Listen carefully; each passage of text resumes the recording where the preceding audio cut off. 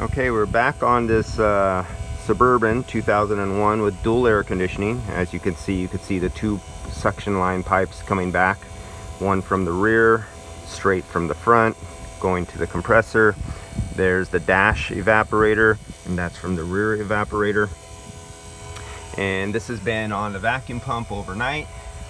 And so let me kill the vacuum source. And then we're about to charge it up.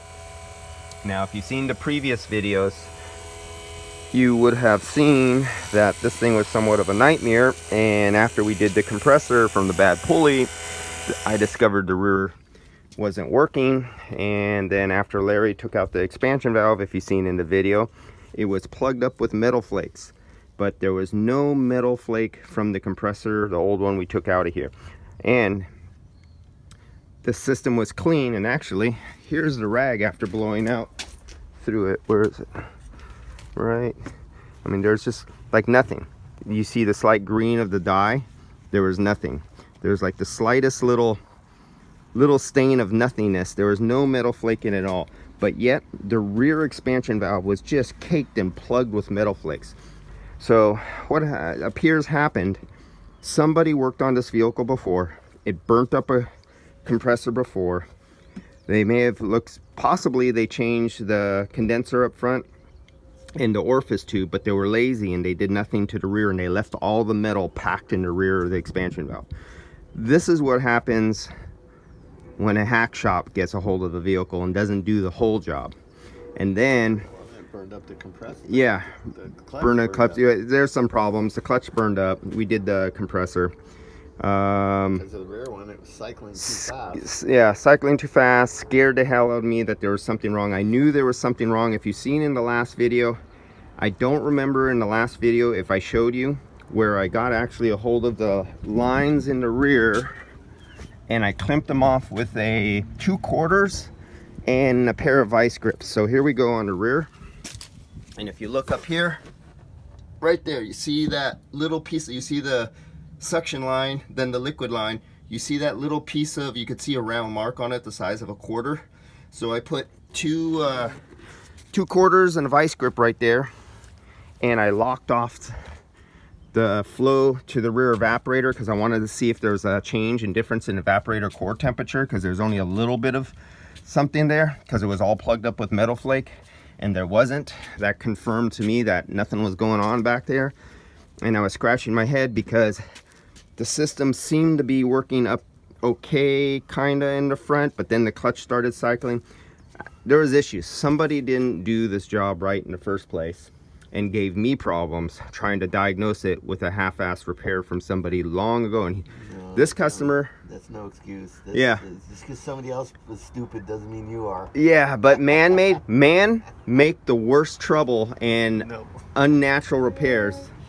Yes, I have to agree. Man can do shit that doesn't naturally happen. Jose's temperature gauge hanging down there, he overheats his engine, and now he needs a new engine.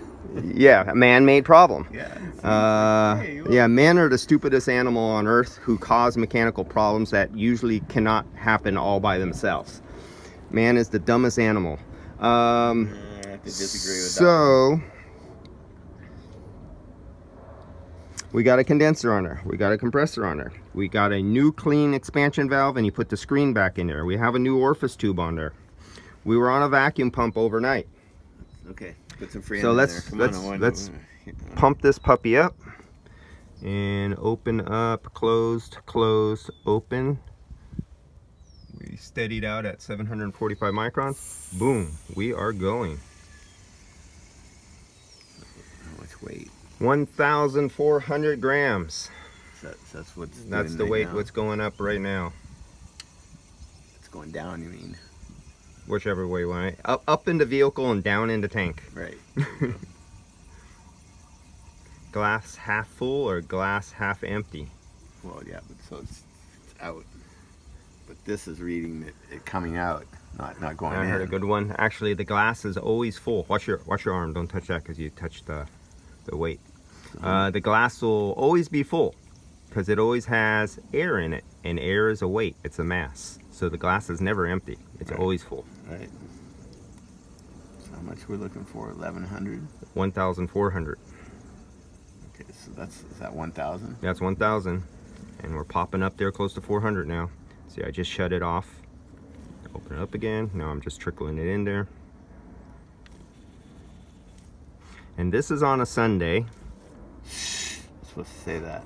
Yeah, we're not supposed to be working Sunday. As you can see, shot, I came in from last night and I am not in my work clothes. I came from a place where I couldn't stop at home and get dressed into work clothes. I just came straight down here. That was a good shot. So start it up now? So, yep, start it up. Let's see what happens. Come on, baby. We're clear here. That's not going to touch nothing.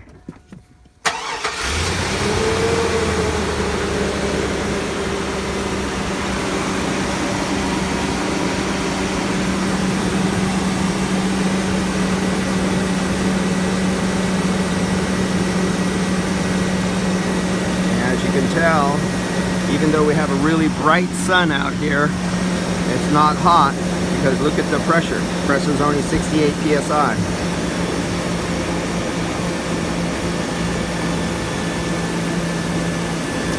There we go. I just heard it clutch. Here comes our pressure. Oh yeah, we're looking good already. I hope. Yeah. Yeah, we got it. We now got a low pressure. But the time will tell. Let's let it run for a while. It's already icy cold. Yeah, we're down to 37 psi. Let's see if I can get a temperature reading here.